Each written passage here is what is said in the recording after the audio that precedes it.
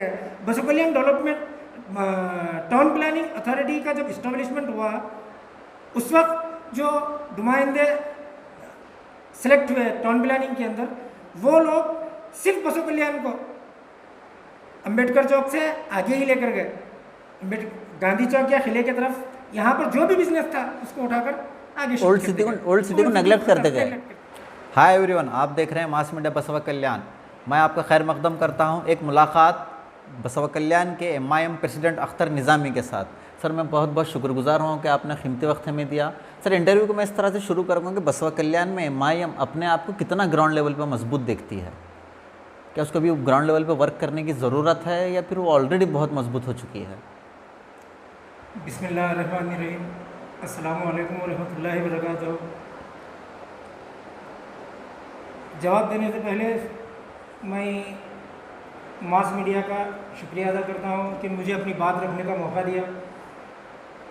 AIMIM Basava कल्याण के अंदर 2013 से सरगर्म है।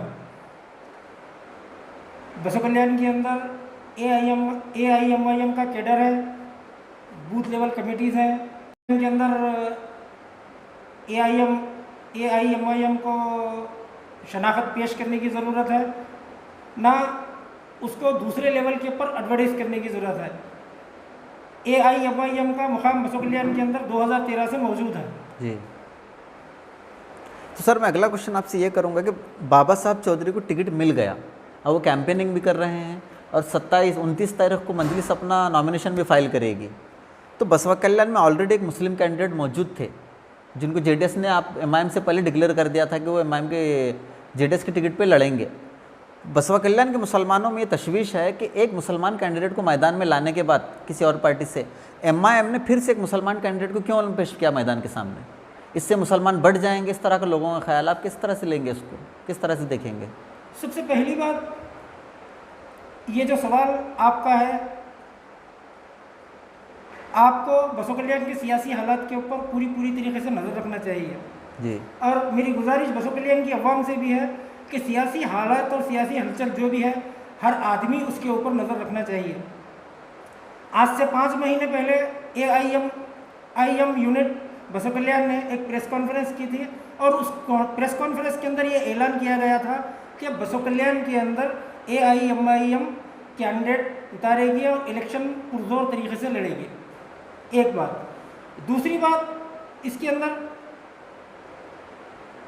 हर पॉलिटिकल पार्टी को ये इख्तियारात हैं कि वो अपना विज़न और अपना कॉस्ट पब्लिक के सामने रखे। पब्लिक की जिम्मेदारी है उसको कबूल करें या ना करें। तीसरी बात, जो सवाल आपका है दो मुसलमानों का, ये जो ऑप्शन, ये जो सवाल आपका है, इसके ऊपर थोड़ी वजाहत करना ज़रूरी है और मैं वजाहत के साथ ही आपको बताऊंगा। जी, बिल्कुल सही सवाल है आपका कि दो मुसलमान सियासी मैदान में अपने आप को पेश कर चुके हैं और उसके ऊपर वो लोग काम कर रहे हैं, कामयाब होने की कोशिश कर रहे हैं। मेरा सवाल बसव कल्याण की अवाम से यह है कि सियासी काबिलियत और सियासी फैसला लेने की सलाहियत जो कैंडिडेट के अंदर मौजूद है, आप उसका इंतखाब करें। मेरी मुराद सियासी काबिलियत और सियासी फैसले से जो है वो तजुर्बे की बुनियाद पर है, ना कि लोगों के जो मशवरे हैं या लोगों की जो डिस्कस है उसके ऊपर नहीं। AIMIM के कैंडिडेट की खुसूसियत ये है, उनका जो बैकग्राउंड, फैमिली बैकग्राउंड है, बसव कल्याण की सियासत से हर वक्त जुड़ा हुआ है। जी। अब्दुल रज़ाक चौधरी के दादा बसव कल्याण म्यूनसिपलिटी के अरकान रह चुके हैं, बसव कल्याण की सियासत के अंदर सरगर्म हर वक्त रह चुके हैं। अब्दुल रज़ाक चौधरी के वालिद अमीरुद्दीन चौधरी साहब बसव कल्याण की सियासत के अंदर हर वक्त एक्टिव रह चुके हैं, हर वक्त सोशल वर्क के अंदर मौजूद हैं। खुद अब्दुल रज़ाक चौधरी एक पॉलिटिकल दौर और एक पॉलिटिकल पीरियड बेहतरीन आज तक बसव कल्याण की सियासत के अंदर गुजार चुके हैं। को किसी भी जाविये से आप कंपैरिजन अगर करेंगे, तकब्बुल अगर करेंगे दूसरे कैंडिडेट से, तो मैं ये समझता हूँ कि अब्दुल रज़ाक चौधरी एमआईएम के कैंडिडेट जो हैं हर लिहाज से पॉलिटिकल पॉइंट ऑफ व्यू से परफेक्ट है, ये मेरा दावा है। बसवा कल्याण के अवाम का कहना है कि बाबा चौधरी साहब को एमआईएम ने टिकट दिया, उधर से जेडीएस ने बड़े शाह साहब को टिकट दिया। जेडीएस तो इल्ज़ाम लगा रही है कि एमआईएम बीजेपी की बी टीम है, मुसलमानों को हराने के लिए फिर से एक मुसलमान को टिकट दिया है एमआईएम ने। इसका किस तरह से जवाब देंगे आप? आज के जो प्रिंट मीडिया की जो न्यूज़ है, इज्जत माब एक चीफ मिनिस्टर सिद्धरामैया साहब जो स्टेटमेंट दिए हैं आज, उनका खुद स्टेटमेंट है कि जेडीएस बीजेपी की बी टीम है। अच्छा, अब आपका जो सवाल है उस सवाल के ऊपर थोड़ी वजाहत।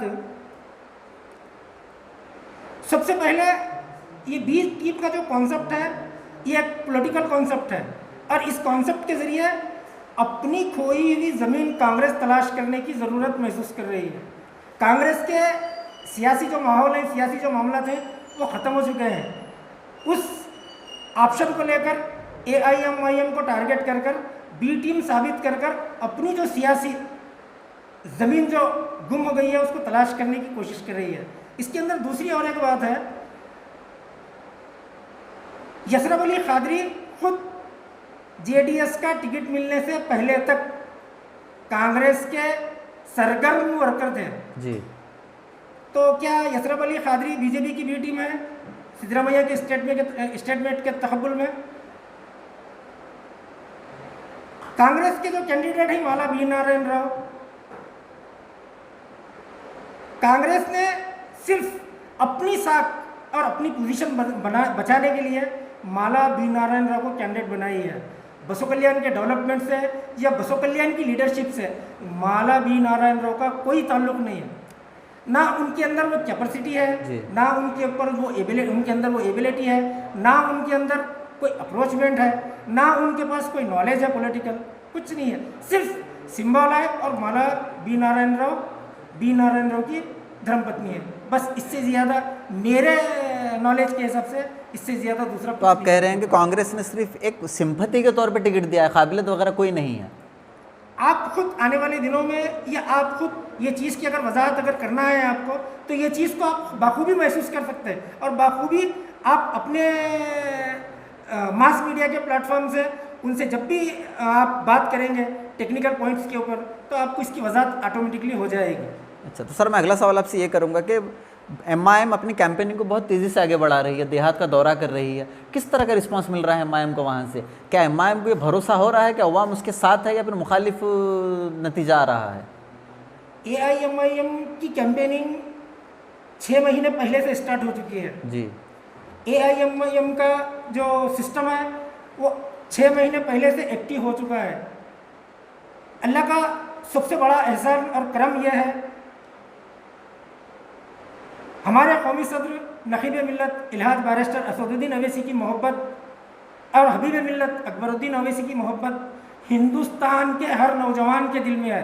दलित, मुस्लिम जी, एससी, एसटी, ओबीसी, गरीब तबक़ात, मजलूम तबक़ात के दिलों में और दिमागों में असदुद्दीन अवैसी साहब और अकबरुद्दीन अवैसी साहब अपनी जगह बना चुके हैं और उसका सबसे ज़्यादा असर बसो कल्याण के बाई इलेक्शन के ऊपर होगा। अवाम का अगर अवाम के रुझान की अगर बात करें हम, तो एक तरफ बाबा चौधरी साहब हैं, एक तरफ यसरब अली साहब हैं। कहीं ऐसा तो नहीं होगा कि दोनों मुसलमान को छोड़कर मुसलमान बट ना जाएं, बल्कि अवाम कांग्रेस के साथ चली जाए? अब आने वाले दिनों में आप ये चीज़ को महसूस करेंगे और देखेंगे इंशाअल्लाह। इस बार बसो कल्याण के बाई इलेक्शन के अंदर दलित, मुस्लिम, ओबीसी 98% एमआईएम के सपोर्ट में रहेंगे इंशाअल्लाह। 2-2.5 साल का टर्म था बी नारायण राव साहब का, फिर उनका निधन हो गया।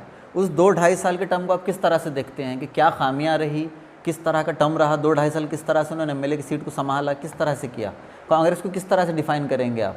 कांग्रेस तो उन्हीं के नाम पे वोट मांग रही है कि हमारे लेड बी नारायण राव ने बहुत सारा काम किया था, तो आप उनके काम को किस तरह से देखेंगे 2-2.5 साल के? मरहूम बी नारायण राव अब इस दुनिया में नहीं है। उनके ऊपर मैं कोई कमेंट करना नहीं चाहूँगा, लेकिन कांग्रेस पार्टी का जो विज़न और कांग्रेस पार्टी की जो नीति है उसके ऊपर बात करना ज़रूरी है। जी। कोलैबोरेशन जो गवर्नमेंट रही जेडीएस और कांग्रेस की, और जिस तरीके से कोलैबोरेशन गवर्नमेंट ख़त्म हुई, उसके जिम्मेदार और वो हालात मैं समझता हूँ बसव कल्याण की अवाम और कर्नाटक स्टेट की अवाम बखूबी वाकिफ़ है इसके अंदर सियासी हालात क्या पैदा हुए और किन वजूहात की बुनियाद पर यह गवर्नमेंट गिरी, और यहाँ बसव कल्याण के डेवलपमेंट और बसव कल्याण के मामला के ऊपर उसका क्या असर हुआ। और ख़ुद बी नारायण राव जी के इंतकाल के बाद जो सियासी हालात पैदा हुए वो, लेकिन एक चीज़ मैं आप लोगों के सामने वजाहत करना ज़रूरी समझता हूँ, जहाँ कांग्रेस पार्टी की बात है। सिद्धरामैया जी 2013 में चीफ मिनिस्टर बनने के बाद 2018 का जो कार्यकाल रहा उनका, बहुत सारे डेवलपमेंट कांग्रेस पार्टी गिनाती है, लेकिन मैं आप लोगों के सामने एक चीज़ की वजाहत करना ज़रूरी समझता हूँ। हमारे आज के वर्किंग कांग्रेस के प्रेसिडेंट ईश्वर खंडे साहब उस वक्त म्यूनसिपल मिनिस्टर थे जी, और बीदर डिस्ट्रिक्ट के इंचार्ज मिनिस्टर वो खुद थे। पब्लिक के दरमियान में मास मीडिया के ज़रिए से मेरा एक सवाल रहेगा कि उन जब एडमिनिस्ट्रेटर बनकर बीदर डिस्ट्रिक्ट को आए और एडमिनिस्ट्रेशन के जो हालात रहे, ना कोई मीडिया उसको बाहर लाई, ना कभी कोई मीडिया का नुमाइंदा उसके ऊपर सवाल किया। आज मास मीडिया के ज़रिए से पब्लिक के दरमियान में मैं ये बात रखना चाहता हूँ, और ये हकीकत है, 3 लोगों के ऊपर डिस्ट्रिक्ट को चलाया है ईश्वर खंडे जी। असिस्टेंट कमिश्नर का पोजीशन उनको,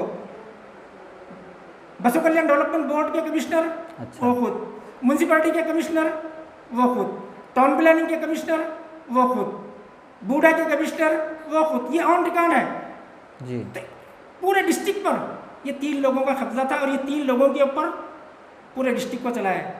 आप जिस डेवलपमेंट को देख रहे हैं, क्या मुमकिन है बीदर डिस्ट्रिक्ट को कंट्रोल करने के लिए ये 3 पर्सनालिटी काफ़ी है? ये जो वजूहत है, कभी ये वजूहत के ऊपर ना बात हुई, ना कभी कोई सवाल किया। बात क्यों नहीं हुई? हकीकत है।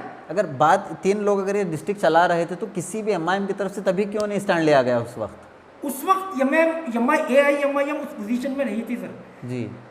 आज एमआईएम जो सवाल उठा रही है, हम जो सियासी मैदान के अंदर अपने आप को पेश कर चुके हैं, लोगों के सामने इन वजूहात को लाना ज़रूरी है जी।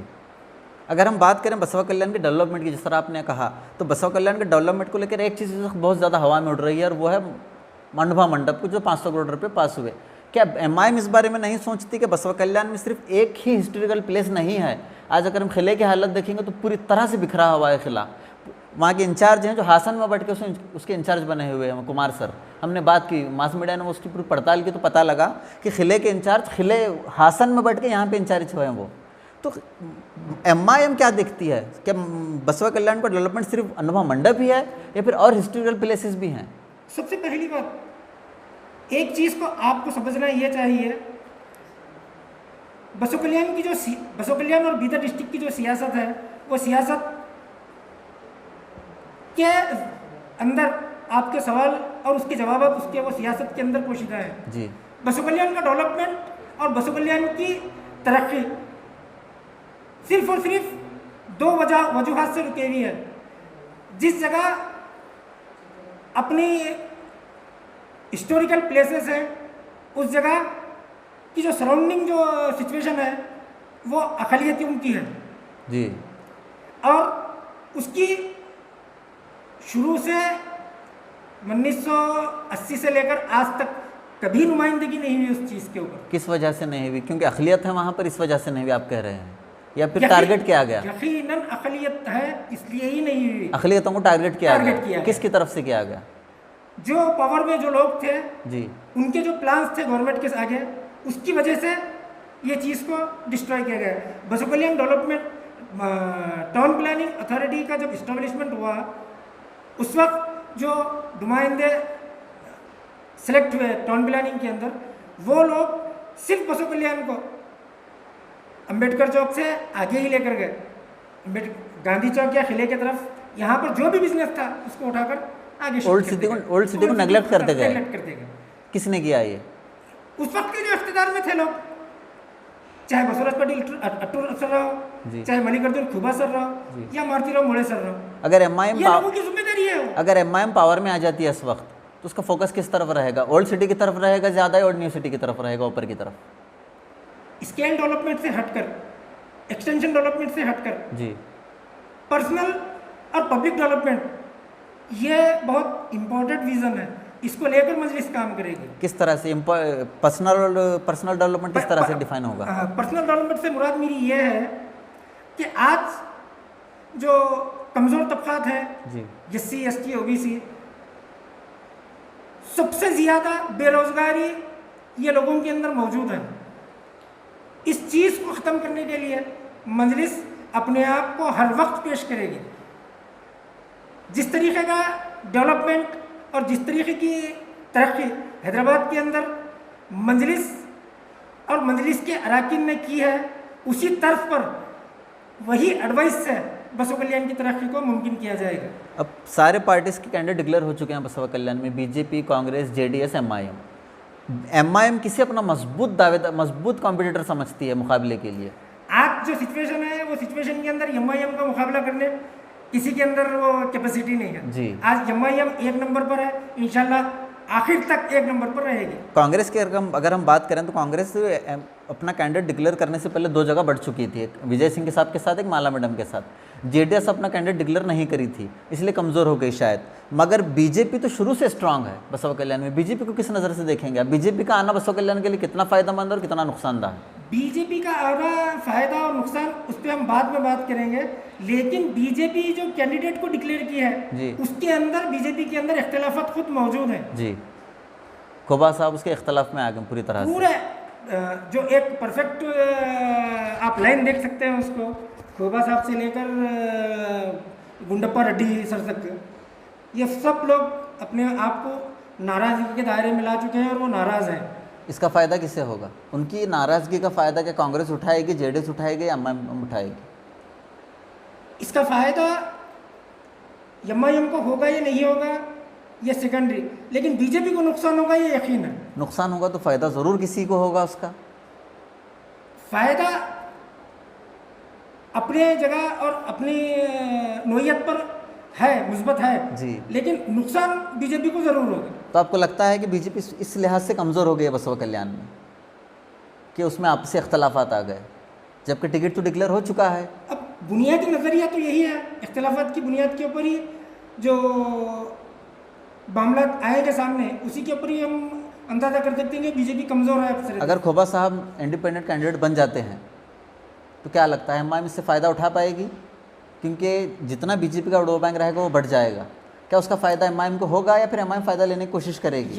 एमआईएम को किसी से फ़ायदा लेने या किसी से नुकसान से कोई लेना देना नहीं है जी। एमआईएम अपना जो विज़न है उस विज़न के तहत काम करेगी और अपना जो ग्राउंड है, अपना जो केडर है, उस बुनियाद पर कामयाब होगी। बसव कल्याण में 2 मुस्लिम कैंडिडेट इस वक्त आमने सामने हैं। पब्लिक को किस तरह से कन्विंस करेंगे कि हम जो मुस्लिम कैंडिडेट को लेकर आए हैं वो सही है, जबकि सामने भी जेडीएस ने मुस्लिम कैंडिडेट को उतारा है? किस तरह से कन्विंस करेंगे कि हमारा कैंडिडेट ज़्यादा मजबूत है? देखिए, ये जो सवाल है, ये सवाल का जवाब मैं शख्सियत की बुनियाद पर नहीं दूंगा, पार्टी की बुनियाद पर दूंगा। आप बसव कल्याण के अंदर 2 कैंडिडेट को देख रहे हैं, इन कैंडिडेटों को कमांडिंग करने वालों के ऊपर नज़र क्यों नहीं जा रही आपकी जी? क्या वहाँ पर 2 मुसलमान हैं? और दूसरी बात, यकीनन 2 मुसलमान हैं, ये सियासी मैदान है और बसव कल्याण की अवाम को इस बात पर गौर करना चाहिए कि सियासी काबिलियत किसके अंदर मौजूद है। जी। कांग्रेस ने जेडीएस पे इल्ज़ाम लगाया है कि कांग्रेस ने जानबूझकर मुस्लिम कैंडिडेट को उतारा है, ताकि जेडीएस ने जानबूझकर मुस्लिम कैंडिडेट को उतारा है ताकि मुसलमानों का वोट बढ़ जाए। एमआईएम क्या स्टैंड लेगी इस पर? क्या जेडीएस ने जानबूझकर किसी मुस्लिम कैंडिडेट को टिकट दिया है ताकि मुसलमान आपस में बिखर जाएं? देखिए, आप सबसे पहले एक चीज़ पर नज़र रखिए, मिल्लत बाशऊर है जी। समझने की सलाहियत है, फ़ैसला लेने की ताकत है, और मुस्तक़बिल में जो फ़ैसला होगा वो AIMIM के हक़ में होगा इंशाअल्लाह। कांग्रेस की अगर बात करें तो DK शिव कुमार, सिद्धरामैया, BZ ज़मीर अहमद खान, CM इब्राहिम, UT खादर, ये तमाम लोग बसव कल्याण में कैंपेनिंग करने के लिए आएंगे। JDS की अगर हम बात करें तो कुमार स्वामी 10 दिन तक बसव कल्याण में रहेंगे, हो सकता है PJ सिंधिया साहब भी आए यहाँ आ जाएँ। MIM की तरफ से कौन आ रहा है? जब हर पार्टी के बड़े बड़े नेता, खद्दावर नेता हिंदू बसव कल्याण आ रहे हैं, तो MIM के अपने दम पे लड़ेगी, फिर बाहर से लाएगी। इस सवाल के ऊपर पब्लिक के दरमियान में मास मीडिया के ज़रिए से सवाल मेरा ये रहेगा, इलेक्शन के बाद क्या सिद्धरामैया जी कल्याणी में काम करेंगे जी? क्या ज़मीर अहमद खान साहब काम करेंगे? क्या CM इब्राहिम साहब काम करेंगे? मगर ये बड़े नामों का असर तो होगा वोटर्स के ऊपर। इलेक्शन के बाद जी बसव कल्याण के अंदर बसव कल्याण की अवाम की खिदमत कौन करेंगे? क्या ये लोग रहकर खिदमत करेंगे बसव कल्याण की अवाम की? क्या जो कैंडिडेट कांग्रेस पार्टी सिलेक्ट की है वो खिदमत करेंगे? जी। अगर कैंडिडेट को खिदमत करना है तो मैं इसका जवाब पहले ही आपको दे चुका हूँ, उनकी कैपेसिटी के बारे में, उनकी एबिलिटी के बारे में, उनकी कैपेबिलिटी के बारे में।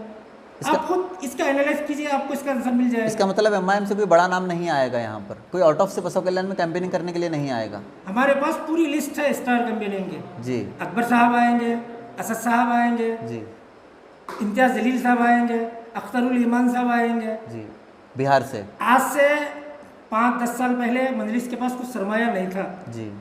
आज मजलिस के पास बहुत बड़ा सरमाया है, और वो सरमाया पूरा बसव कल्याण के अंदर मौजूद रहेगा इंशाल्लाह। MIM पे इल्ज़ाम लगाया जा रहा है कि MIM कर्नाटक में अपना इंटरेस्ट ढूंढ रही है बसव कल्याण के जरिए, गेट बनाने की कोशिश कर रही है बसव कल्याण को। किस नज़र से देखेंगे आप इसे? बसव कल्याण बीदर, गुलबर्गा 1962-63 से बीदर में मजलिस काम कर रही है। जी। तो ये गेट बनाने की ज़रूरत नहीं आप कह रहे हैं? इंटरेस्ट गेट की ज़रूरत उसको पड़ती है जिसको गेट का कोई आइडिया नहीं है। ऑलरेडी मजलिस के पास वो चीज़ मौजूद है, तो गेट का तो सवाल ही नहीं है ना। तो मैं इंटरव्यू का आखिरी सवाल आपसे ये पूछूंगा कि आप इलेक्शन हो चुका, जस्ट एन एग्जाम्पल, इलेक्शन हो गया, पोलिंग हो गई, मजलिस को कहाँ देखते हैं? इंशाअल्लाह मजलिस कामयाब होगी, अब्दुल रज़ाक चौधरी MLA बनेंगे इंशाअल्लाह। अगर बनेंगे तो कितने मार्जिन से बनेंगे? मार्जिन का जहाँ तक सवाल है, वो एक वोट भी अगर हमको मिल जाए मार्जिन के लिए तो अल्लाह का सबसे बड़ा एहसान है हमारे ऊपर। चलिए, बहुत बहुत शुक्रिया सर, आपने हमें अपना कीमती वक्त दिया। तो इसी तरह की खबरों के लिए बने रहिए हमारे साथ, तो देखते रहिए मास मीडिया बसव कल्याण, अवाम की आवाज़। वो एक चीज़ उसके ऊपर से कट करना, वो 3 लोगों की मैं नाम लिया